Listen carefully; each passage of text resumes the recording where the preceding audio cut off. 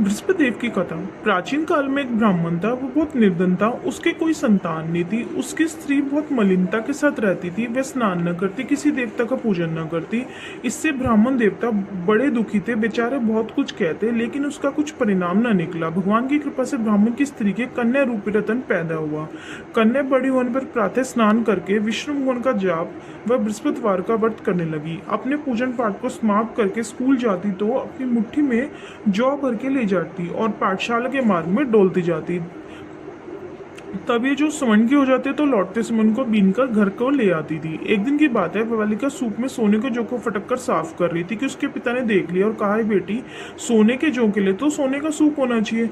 दूसरे दिन बृहस्पतिवार था। इस लड़की ने कन्या ने व्रत रखा और बृहस्पति देव से प्रार्थना करके कहा, मैंने आपकी पूजा सच्चे मन से की हो तो मेरे लिए सोने का सूप दे दो। बृहस्पति देव ने उसकी प्रार्थना स्वीकार कर ली। रोजाना की तरह वह जब कन्या जो फैलाती हुई जाने लगी तो लौटते हुए उसको सोने का सूप मिला। उसे वह घर ले आई, उसमें जो साफ करने लगी, लेकिन उसकी माँ का वही ढंग रहा।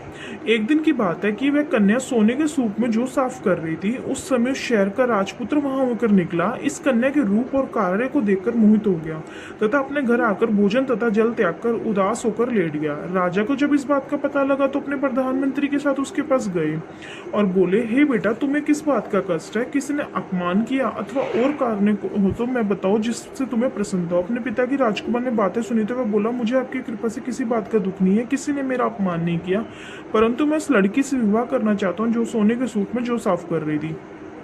यह सुनकर राजा आश्चर्य में पड़ा और बोला, हे बेटा, इस तरह की कन्या के पता तुम ही लगाओ, मैं इसका तेरा विवाह अवश्य ही करवा दूंगा। राजकुमार ने उस लड़की के घर का पता बतलाया। तब मंत्री उस लड़की के घर गए और ब्राह्मण देवता को सभी हाल बतलाया। ब्राह्मण देवता राजकुमार के साथ अपनी कन्या का विवाह करने के लिए तैयार हो गए और विधि विधान के अनुसार ब्राह्मण की कन्या का विवाह राजकुमार के साथ हो गया। कन्या के घर से जाते ही पहले की भांति उस ब्राह्मण देवता के घर में गरीबी का निवास हो गया। अब भोजन के लिए भी अन्न बड़ी मुश्किल से मिलता था। एक दिन दुखी होकर ब्राह्मण देवता अपनी पुत्री के पास गए। बेटी ने पिता की दुखी अवस्था को देखा, अपनी माँ का हाल पूछा। तब ब्राह्मण ने सभी हाल कह दिया। कन्या ने बहुत सा धन देकर अपने पिता को विदा कर दिया। इस तरह ब्राह्मण का कुछ समय सुखपूर्वक व्यतीत हुआ। कुछ दिन बाद फिर वही हाल हो गया। ब्राह्मण फिर अपनी कन्या के यहाँ गए और सारा हाल कहा तो लड़की बोली, हे पिताजी, आप माता जी को यहाँ लिवा लो, मैं ऐसी विधि बता दूंगी जिससे गरीबी दूर हो जाएगी।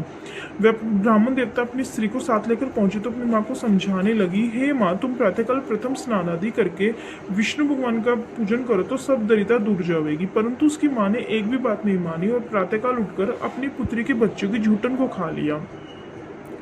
इससे उसकी पुत्री को बहुत गुस्सा आया और एक रात को कोठरी से सभी सामान निकाल दिया और अपनी माँ को उसमें बंद कर दिया। प्रातःकाल उसे निकाला तथा स्नान आदि करा के पाठ करवाया तो उसकी माँ की बुद्धि ठीक हो गई। फिर प्रत्येक बृहस्पतिवार को वह व्रत रखने लगी और इस व्रत के प्रभाव से उसके माँ बाप बहुत ही धनवान और पुत्रवान हो गए और बृहस्पति देव जी के प्रभाव से इस लोक के सुख भोग कर स्वर्ग को प्राप्त हुए। बोलो बृहस्पति देव जी की जय, विष्णु भगवान जी की जय।